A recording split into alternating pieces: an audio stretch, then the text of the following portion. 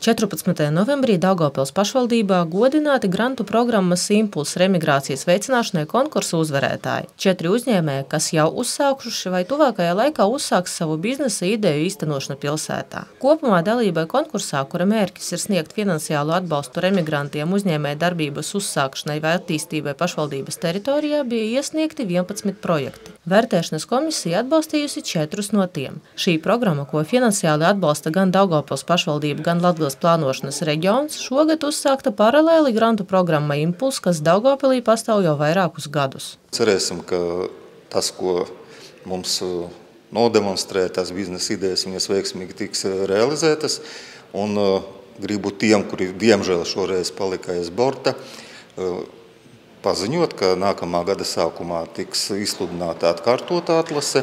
Es aicinu nenolaist rokas, piedalīties, un ir kādi jautājumi attiecībā pret kaut kādu tur nolikuma punktu, griezties pašvaldībā pēc konsultācijas.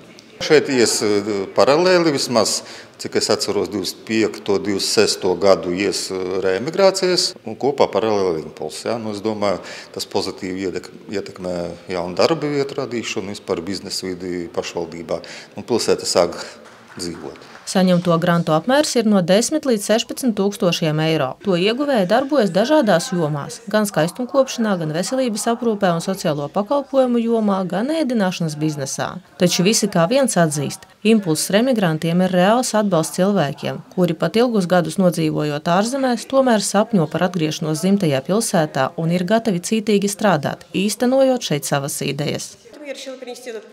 Līdzīgs projekts man jau darbojās Kiprā, un es nolēmu izveidot kaut ko tādu arī savā dzimtajā pilsētā, jo jau sen biju sapņojis par atgriešanos. Tas ir lieliski, ka cilvēki var atgriezties un ar pašvaldības atbalstu izveidot savu biznesu. Tas ir vienkārši perfekti. Domāju, programma būs ļoti pieprasīta.